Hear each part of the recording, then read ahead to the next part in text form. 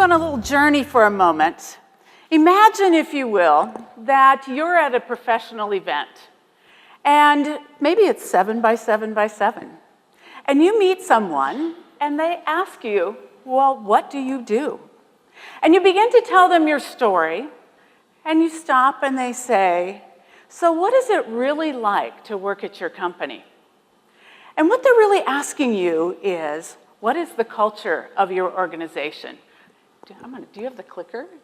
I'm gonna have to grab that from you. Might help, otherwise you gotta look at me all the time up here. We don't want that. So, when they ask you that, they're basically saying, what's your culture? So what is culture? Let's take a look. So here we are. Culture is the personality of an organization. Each of us has a distinct personality, and so do companies. It is the unique set of collaborative beliefs and customs that we share together. Culture is also a living thing. At our organization, we call our culture a thing, and for many years, that's what it was called until we officially defined what it was. But as with any living thing, you need to care for it, feed it, and nurture it.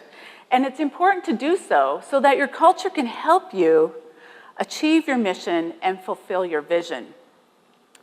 Culture also is ever evolving. Values very rarely change, but culture is really the ever evolving landscape that is built on the bedrock of your organization's values. Culture is conveyed in many ways, through behaviors, through language, through various objects, which could include what your office is like, your work environment, and also through rituals. How do you celebrate? How do you get work done? And then at the end of the day, what it amounts to is the influences that it has on leadership, decisions, interactions, and how work happens. So let's just say it's the way we get things done around here. So why is culture important? It used to be considered a nice to have, but not any longer. Culture now has many aspects. Let's first look at what Deloitte recently said in their Global Human Capital Trends report. 86% of executives said culture is very important or important. 82% said that culture provides a competitive advantage. But only 12% said culture was actually being led in the right direction. So let's look at this further. Why is it so important, and why isn't it being paid more attention to? So first of all, culture has many outcomes. The first one is employee engagement. And I think each of us can say engagement is an important part of how people feel at work. It's their willingness to contribute to the success of the organization and give effort discretionally. It also impacts customer experience, providing those exceptional experiences about the customers and how they relate to you.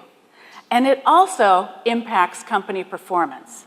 These areas then have an impact beyond that. Powerful employment brands come from employee engagement, as well as being a best place to work and an employer of choice. It will also have an impact as it relates to how customers advocate for you. And also the bottom line is going to have an impact on your innovation, your ability to invest, and also in shareholder value. So if we can do all of these things, let's take a little look further at what this all means as it relates to some statistics. Companies that actively manage their culture will have, over a 10-year period, a 516% higher return. Now, who's going to debate that culture isn't impactful? But if you don't manage it, it's going to have much less impact. The other thing that culture provides you, got a quirky little, we'll have Allison get us back. Thanks, Allison. Well, no, it's not going back. I'll tell you the statistic. The other statistic said is that culture, if aligned with your strategy, will give you a 50% higher performance. And what do high-performing companies have? They're open and transparent, they're decisive, they're people-oriented, they are also long-term oriented, and they're proactive. So what are some ways you can take a look at what your culture is doing? Allison, I'm going to have you go ahead and click that. Thank you. Great cultures, great people require an emotional connection. That emotional connection is what draws people into your organization and into your culture. So let's start with things that you can do. Start with the purpose. This is the why of your organization. Why do you serve? And how does it connect to your team members? Define your common values, your language, your standards. Those will also bring the essence of your culture to your employees. Examples of your language could be, is it teams? Is it departments? Is it managers? Is it leaders? And what are the words you use to describe your culture?